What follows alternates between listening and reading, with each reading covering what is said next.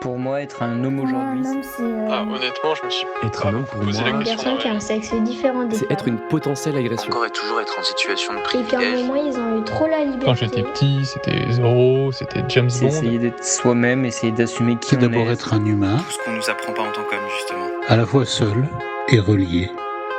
Je m'appelle Thomas Messias et vous écoutez Mansplaining, le podcast où on s'interroge sur les hommes, le genre, la société.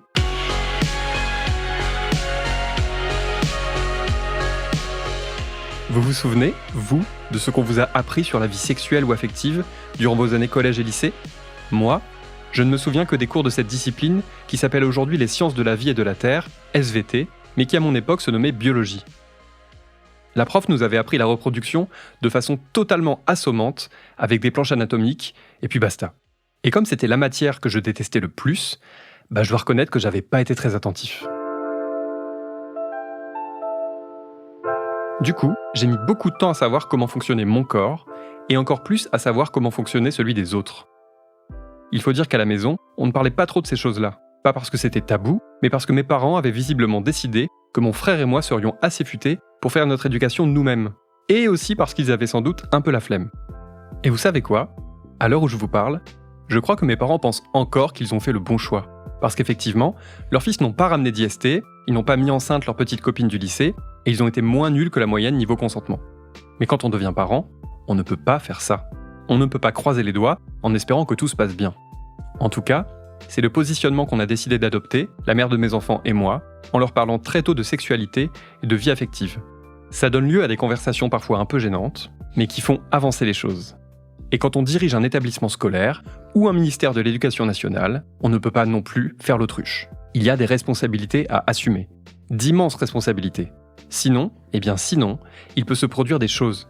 Des grossesses non désirées et non interrompues, des agressions sexuelles et des viols, des premières fois qui laissent un souvenir amer, pour quelques années ou pour toute une vie. Seulement voilà, lorsque le ministère de l'Éducation nationale annonce sur son site officiel qu'au moins 3 séances annuelles d'éducation à la sexualité sont mises en place dans les collèges et les lycées, il ment, tout simplement. Le 2 mars 2023, le planning familial, SOS Homophobie et SIDAction ont d'ailleurs saisi le tribunal administratif de Paris pour demander à ce que cette mesure soit enfin appliquée de façon pleine et entière. Mais pour l'heure, les rares séances dispensées ne tiennent qu'à la bonne volonté de quelques profs et personnels d'éducation et à la disponibilité des associations qui viennent militer sur le terrain. Au sein de l'une de ces assos, il y a Didier Valentin, alias Dr Capote, K-P-O-T-E, dont vous connaissez peut-être la plume si vous lisez le magazine Cosette. À 58 ans, cela fait plus de 2 décennies qu'il rencontre des jeunes dans les collèges et les lycées. De cette énorme expérience, il a tiré un livre, Pubère la vie, recueil de chroniques savoureuses, édifiantes et merveilleusement bien écrites, dans lesquelles il fait le bilan de son engagement auprès de tous ces ados. J'ai eu le grand bonheur de pouvoir en parler avec lui. Mon parcours dans la prévention, il est un peu atypique. C'est-à-dire qu'aujourd'hui, je ne serais pas forcément embauché par l'association dans laquelle je travaille, puisque j'ai aucun diplôme du social. Moi, je viens de la lutte contre le sida. C'est-à-dire que je suis une génération où, effectivement, on a été touché soit directement ou indirectement par le virus, par la pandémie. Et je me suis engagé dans les assauts de lutte contre le sida. Et à un moment, une association qui s'appelle Solancy, Solidarité Enfants Sida. Donc, plutôt dans l'accompagnement des mères et enfants séropositifs, porteurs du virus ou pas d'ailleurs, en tout cas il y avait au moins un membre de la famille qui était concerné, donc dans l'accompagnement de ces femmes séropositives. J'ai bossé quelques années et puis voilà, donc après j'ai un peu fatigué, c'est-à-dire qu'enterrer des gens régulièrement c'était l'époque quand même malheureusement et c'est un peu usant. D'où l'idée d'une reconversion. Je savais que le CRIPS, le Centre régional d'information de prévention pour le sida à l'époque, mais aujourd'hui c'est santé, cherchait des animateurs ou des animatrices de prévention pour aller dans les lycées, au collège, auprès des scolaires en général. Et j'ai passé un entretien et puis voilà, c'est parti quoi, et ça m'a plu. Et donc, comment ça se passe concrètement, ces séances d'éducation à la vie sexuelle et affective ? Les séances sont de 2 heures, c'est les établissements scolaires qui font la demande, sachant que, par exemple, pour le CRIPS, les interventions sont prises en charge par financement région et ARS. Ah oui, ARS, ça veut dire Agence régionale de santé. Et une fois que les établissements sont inscrits, on se les redispatche entre animateuristes, quoi. Alors c'est vrai qu'à une époque, on était des fois en non-mixité, c'était demandé. Aujourd'hui, on le fait plus, enfin, sauf si ça émerge des groupes. C'est-à-dire que si un groupe de jeunes filles ou de jeunes mecs qui nous disent voilà, on aimerait travailler plutôt ensemble sur tel sujet et on s'identifie en tant qu'homme ou femme, à ce moment-là, on va rester en non-mixité. Mais aujourd'hui, on le fait plus puisque c'est exactement la scène de Cal dans Sex Education. Pour le cours d'éducation sexuelle, les garçons doivent aller dans cette salle et les filles dans celle-ci. Est-ce qu'on t'envoie à gauche avec les filles ou à droite avec les garçons? Si t'es non-binaire, fluide, agender. Est-ce que vous pouvez former 2 files, s'il vous plaît? Et moi, je vais où? Cal veut savoir dans quel fil elles doivent aller. Pour les garçons, c'est cette salle, celle-ci pour les filles. Ça veut dire que quelque part, on t'oblige à te outer. Mais je suis non-binaire, je sais pas non plus où aller. Ou à te positionner, ce qui est compliqué, quoi. Je peux savoir quel est le problème? Si ce n'est encore et toujours ton uniforme? On rentre pas dans la description d'une fille ou d'un garçon, donc où est-ce qu'on est censé aller? Vous pouvez aller dans la file des filles. Mais je suis pas une fille. On va discuter d'anatomie féminine pendant ce cours, ce qui vous sera très utile, j'en suis sûre. Donc on doit aller soit dans la file des vagins, soit dans celle des pénis, c'est ça que vous dites? C'est pas grave, je veux pas causer de problème. Je vais avec les filles. Merci, tu nous aides beaucoup. Il y a autre chose, Cal? Ce truc, c'est des conneries. Il y a une question que je me pose, notamment parce que je suis prof et que je co-anime ce genre de séance. La question c'est, comment faire entrer autant de thématiques et de sous-thématiques dans une seule séance de 2 heures, qui sera sans doute la seule de l'année, voire peut-être même la seule de la scolarité de l'élève? Faut-il laisser les sujets venir, ou bien dérouler un exposé très préparé? En résumé, quelle est la part d'impro dans tout ça? Aujourd'hui, j'ai un fil un peu plus construit parce que au début, j'étais beaucoup dans, je les laissais venir en fait, et c'est eux qui déclenchaient un petit peu les sujets. Je me suis rendu compte qu'on parlait beaucoup de sexualité, un peu trash, un peu crue. Il faut le faire, hein. Mais c'était pas suffisant. C'est-à-dire qu'il manquait une partie. On n'avait jamais le temps d'aborder très clairement l'impact des stéréotypes de genre sur les constructions, les rapports de domination, le consentement. Et c'est vrai que MeToo m'a un peu réveillé là-dessus. C'est-à-dire que je me suis dit, il manque une partie, quoi. Alors, c'était abordé, mais pas suffisamment. C'est sans doute le tort de trop d'adultes qui dispensent ce genre de séance, et je m'inclus complètement dedans. Parce qu'on veut bien faire, parce qu'on a peur de ne pas tout dire, ou de se sentir responsable de toutes les grossesses non désirées et de toutes les IST du monde, on a tendance à parler beaucoup de capotes, de pilules, de contraception d'urgence, au détriment du reste. Alors qu'en fait, dans un établissement qui tourne bien, l'infirmière ou l'infirmier scolaire pourra totalement s'en charger à un autre moment. Il y a donc peut-être des priorités à revoir. Dans l'extrait précédent, Dr Capote parlait de l'impact qu'avait pu avoir MeToo sur le contenu de ses séances. Ce livre est dédié entre autres à Sohan et à Shaina, 2 jeunes filles assassinées parce que trop libres. Quand j'ai démarré ce boulot de préf dans les établissements scolaires, donc Sohan c'était en 2002. Donc à Vitry, donc brûlée vive par son mec ou un mec qui a des vues sur elle, je me souviens plus trop, mais en tout cas, les raisons c'était que Sohan avait l'air d'être trop libre, faisait trop la meuf, comme on dit, trop à l'aise dans sa vie, et ça déplaisait fortement aux mecs qui ont toujours pour beaucoup cette idée de contrôle en fait.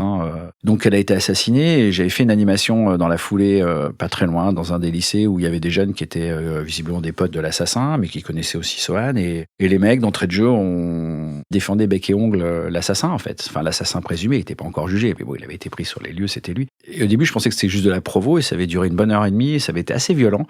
Et c'est là où je me suis dit, stop quoi, on va arrêter de parler uniquement du sida, faut changer quand même beaucoup de choses, il y a plein de choses à aborder. Et puis l'histoire se répète près de 20 ans après. De quoi perdre foi en l'humanité, mais aussi en ce qu'on fait. Il y a 2 ans, là, j'étais à Creil au collège où Shaima, donc 20 ans après, a subi malheureusement exactement la même chose. C'est-à-dire qu'elle a été brûlée vive par un mec qui voulait, je cite, ne pas avoir, parce qu'elle était enceinte, ne pas avoir d'enfant avec une pute.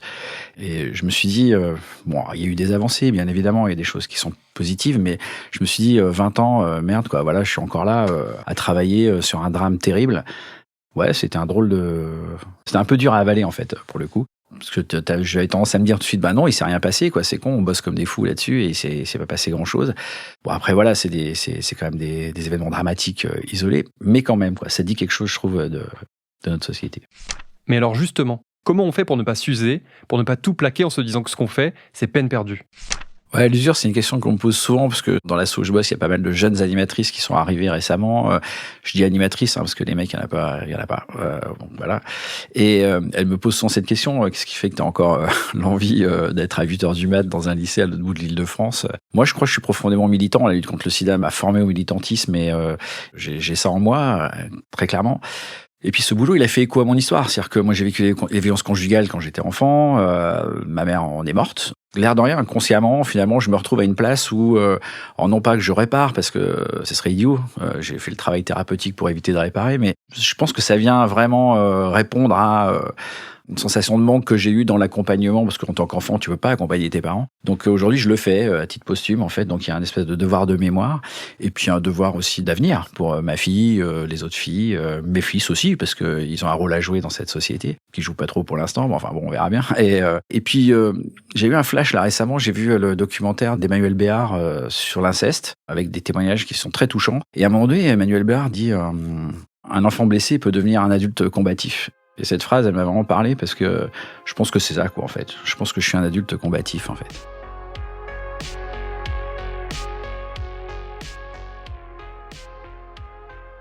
Dans ces séances, les élèves n'arrivent pas tous en adoptant la même posture. Et cette posture, elle est relativement genrée. Souvent, les filles se pointent avec à la fois l'envie d'apprendre des choses concrètes et une certaine retenue. Et souvent, les garçons débarquent en jouant les coqs de basse-cour, qui savent tout, qui ont tout vu et qui gèrent parfaitement dans tous les domaines. Et il n'en faut pas beaucoup pour que les masques tombent. Ils font ceux qui connaissent, mais en fait, au final, ils peuvent être vite déstabilisés parce qu'il y a des fois où, effectivement, ils connaissent pas tant que ça, mais c'est aussi le rôle qu'on leur demande de jouer, le fameux rôle de genre du masculin où t'es censé maîtriser.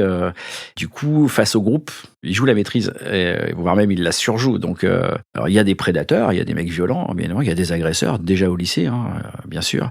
Mais la grande majorité, c'est surtout ce qu'on appelle cette fameuse masculinité complice, en fait, celle qui suit, celle qui accompagne, celle qui accepte, qui cautionne, puis qui se fait des potes comme ça, en fait. Donc c'est vraiment ça, en fait. Donc ça, c'est quand même très présent, c'est pas neuf. Donc c'est là-dessus qu'il faut travailler, parce que moi, je suis intimement persuadé que si on travaille sur la masculinité complice, quand le mâle alpha hégémonique, le chef de meute, se retrouve tout seul, forcément, il est obligé de revoir sa copie, quoi. Alors c'est intéressant à travailler, quoi, je trouve. Et c'est moins frontal qu'avec le chef de meute, quoi. Ce qu'explique Dr Capote, et qui n'a hélas rien de bien étonnant, c'est que ces jeunes hommes ne supportent pas une chose, qu'on associe le mot homme et le mot agresseur. Mais comment travailler ça avec eux en si peu de temps ? Alors moi, je dis toujours nous. Je me mets dedans, c'est-à-dire que je me positionne pas en tant que mec supérieur qui serait totalement déconstruit et qui aurait réussi sa vie d'homme cisgenre pour l'idée de questionnement, de posture. Et je leur dis que nous sommes la représentation effectivement du patriarcat et de l'agression. Les chiffres nous le démontrent tous les jours, mais être la représentation, ça veut pas dire soi-même, c'est-à-dire qu'on sort du personnel pour parler du systémique. Là, c'est un peu compliqué parce qu'on est quand même collège-lycée, c'est pas simple à entendre. Mais j'y tiens parce que je trouve que c'est intéressant de l'aborder de cette manière-là parce qu'ils se rendent compte que les choses peuvent évoluer parce qu'on est sur des représentations, donc c'est-à-dire que ça peut évoluer et je crois beaucoup à l'évolution, surtout chez les ados. Et surtout, depuis quelque temps, j'ai quand même compris le truc pour les sensibiliser à tout ça, c'est d'abord les sensibiliser sur le fait que cette masculinité toxique, elle les dessert déjà eux, en fait. C'est-à-dire qu'entre eux. Et c'est vrai que moi, je travaille beaucoup dans le 93. Voilà, les problèmes de Rix, par exemple, avec quand même des mecs incarcérés, des mecs qui laissent leur peau, les accidents prématurés. Et c'est vrai que là-dessus, on peut s'appuyer sur le bouquin de Lucille Pétavin, sur le coup de la masculinité. Je trouve que c'est intéressant, en fait. Et là, ça leur parle, parce qu'ils disent, ouais, ils ont tous des potes concernés. Donc, le décrochage scolaire en fin de troisième, enfin voilà, la liste, elle est très longue. Et une fois qu'on a un peu posé ça, c'est-à-dire que, ok, les mecs payent un lourd tribut à cette masculinité toxique. Et dans un deuxième temps, malheureusement, elle s'adresse souvent aux filles, puis aux femmes, et aux minorisés de genre, quoi. Ce travail passe aussi par une utilisation précise du langage. Dans son livre Pubère la vie, Dr Capote prend notamment l'exemple du mot forceur, qui est presque utilisé comme un compliment par certains mecs pour désigner leurs potes. C'est vrai que le mot forceur, il banalise en fait. Il banalise la pression, il banalise le chantage, il banalise le fait d'insister d'une manière plutôt sympathique. Et puisqu'il est utilisé un peu à toutes les sauces en fait. C'est-à-dire que t'es le forceur à la cantine quand tu grattes 3 places, mais t'es le forceur aussi dans une agression sexuelle. Donc à un moment donné, faut faire la part des choses. C'est-à-dire que les mots, c'est important. C'est comme les mecs qui disent, quand ils jouent sur FIFA, ils font un petit pont à l'autre, ils disent « Ah, je t'ai violé ». Bah non, c'est pas un viol, c'est je t'ai fait un petit pont. Et c'est hyper important, je trouve, de remettre les mots à leur juste place. Parce que sinon, tu banalises en fait les violences. Moi, c'est niette, quoi. On peut pas banaliser. Donc, ça veut dire que les mots aussi ont leur intérêt, quoi. C'est aussi un boulot qui s'appuie sur l'actualité, les célébrités et aussi certaines affaires dans lesquelles elles sont impliquées. Dans son bouquin, Dr Capote cite l'affaire Benjamin Mendy, champion du monde de football en 2018 avec la France, accusé de 7 viols et d'une agression sexuelle, et finalement jugé non coupable en janvier et juillet 2023. Dès que le fait qu'il soit jugé non coupable, c'est important, ça veut pas dire qu'il est innocent, jugé non coupable, est tombé sur les réseaux. Moi, j'ai même eu un de mes fils qui m'a envoyé un texto en mode « Ah, t'as vu, je te l'avais dit, Benjamin Mendy, finalement, il était un peu attaqué à tort, etc. etc. » Bon. Donc c'est important de replacer l'idée que jugé non coupable veut pas dire forcément innocent, et de replacer l'idée que c'est hyper complexe de prouver les violences sexistes et sexuelles, parce que pourquoi les personnes n'en parlent pas tout de suite, la violence du témoignage qui se répète, la violence de tout le chemin que doit parcourir une victime est quand même très difficile, douloureux, donc je m'appuie sur des exemples, sur des écrits pour leur montrer effectivement cela. Bon, mais ça reste quand même très présent dans la tête de beaucoup de jeunes, c'est elles ont menti, quoi. Quand j'ai l'occasion de parler sexualité avec les élèves, et aussi quand je les observe dans les couloirs, il y a un truc qui me frappe. En fait, dans leur tête, c'est le grand écart permanent. Ils sont à la fois trash et pudiques, hyper progressistes et sacrément réacs, autant du côté de la tradition que de celui de la transgression. Dans le livre, il y a une scène qui l'illustre incroyablement, et elle concerne cette fois des filles, parce qu'on aurait tort d'en faire de simples spectatrices. Oui, cette séance, elle était assez incroyable en fait. Elles ont été hyper trash pendant 1h30, mais vraiment hyper trash, très très cul, à fond. Moi, j'étais déstabilisé parce que j'étais arrivé en mode avec mes représentations, justement, ça y est, je vais leur montrer les stéréotypes de genre au travers des pubs, elles vont dire quand même les mecs c'est dégueulasse, etc. Et pas du tout, elles étaient à fond, elles décrivaient les mecs sexuellement qu'elles voyaient passer sur les photos. Il y avait de la provo, mais pas que, il y avait aussi, je crois, une envie vraiment un sentiment de liberté dans la sexualité. Puis à la fin, elles sont carrément revenues en arrière, totalement, et en mode, c'était totalement irrespectueux ce que j'amenais comme sujet, je les mettais en danger moralement, voire religieusement, enfin, dans ce coup, toutes ces choses-là arrivaient alors qu'elles n'en avaient pas du tout parlé pendant 1h30. Et ça montre bien, je trouve, le grand écart des ados, en fait, tout le temps, en fait. Ils sont pris entre leur curiosité, leur envie de découvrir un peu la sexualité, les relations, la vie émotionnelle. Et puis, en même temps, ils ont encore le poids des parents, de la famille, de la morale, du regard des autres, de la société. Donc, ils surfent tout le temps dessus. C'est pas simple, quoi. Dans un environnement où le cul est partout, en fait.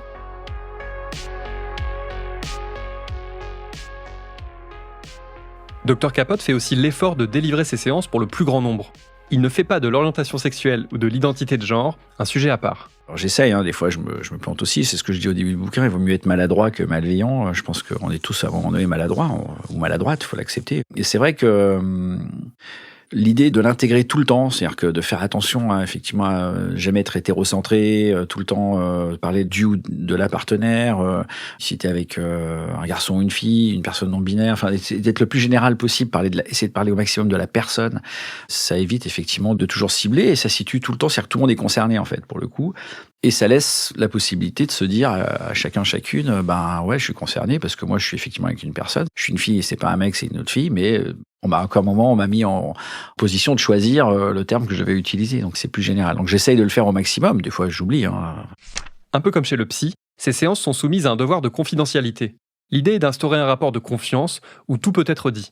Oui, mais à quel moment on se dit que là, telle situation ou telle personne, il faut à tout prix la signaler avant de quitter les lieux? Alors, les propos violents, j'essaye le maximum de les déconstruire. On n'est pas dans un espace de répression, on est dans un espace de prévention. C'est hyper important de le faire de cette manière-là, sinon on se plante. De toute façon, il y a des moments aussi, je vais quand même aborder la loi, parce que les lois existent et c'est important de les rappeler. Et puis, surtout, quand je sens vraiment quelque chose de très problématique, plutôt que de l'aborder pendant la séance de 2 heures, c'est compliqué, je vais en parler à l'infirmière. Si elle était là, elle a repéré aussi, donc on en discute un peu, et elle va pouvoir reprendre par la suite. Si elle n'était pas là, parce que des fois elles sont appelées en pleine séance, elles sont obligées de partir un peu, etc. On a un trombinoscope qu'on voit à la fin, je lui dis, voilà, telle personne, à tel moment je l'ai senti pas bien, telle personne je l'ai senti très agressive sur ce sujet-là, telle personne a eu des propos qui méritent d'être un petit peu analysés, enfin travaillés. Du coup, je pense qu'en général, elles le font, quoi. Nous, on s'appuie vraiment sur les personnes ressources de l'établissement. Quand t'es de passage, c'est hyper important. Pour finir, un rappel essentiel, parce que les amalgames entendus quotidiennement sont insupportables, surtout pour les personnes concernées. Oui, des personnes misogynes ou qui refusent d'entendre parler de consentement ou d'homosexualité, il y en a partout. Et pas uniquement dans ces banlieues, que certains médias aiment tellement pointer du doigt. Il y en a partout, ouais. J'en ai eu une fois dans le 16e, dans un lycée, tout ce qu'elle a pu bien fréquenter, soi-disant, et avec 5-6 mecs qui étaient en fond de la classe, qui envoyaient des propos ultra sexistes. Les filles sont vraiment beaucoup plaintes pendant la séance, mais après la séance. C'était une séance assez sportive, comme je peux avoir des fois, effectivement, dans un lycée pro de Seine-Saint-Denis, où il y a que des mecs. Donc voilà, donc ça, c'est clair que ça dépasse la classe sociale. Puis surtout, ces mecs-là, moi je me souviens qu'il y avait un type dans cette classe qui était repéré comme agresseur, réellement, donc qui avait été convoqué pour un conseil d'éducation. Le mec est venu avec les avocats de ses parents, quoi. Mais oui, c'est important de le dire, parce qu'on a tendance... Moi, je vois, quand j'écris, souvent, je raconte pas toujours à quel endroit c'est, ou je dis, tiens, c'est quelque part en Seine-Saint-Denis ou quelque part à tel endroit. Des fois, j'inverse même les départements volontairement. Et franchement, beaucoup de gens me disent, ah, tu vas qu'en lycée pro, dans les banlieues difficiles. Bah non, pas du tout, mais c'est toi aussi tes représentations. C'est-à-dire, ce que j'ai écrit sur cet événement un peu violent, tu l'as associé forcément à des jeunes de quartiers populaires, musulmans ou arabes, noirs, ou enfin, voilà. Donc, c'est aussi nos propres représentations qu'il faut interroger, quoi.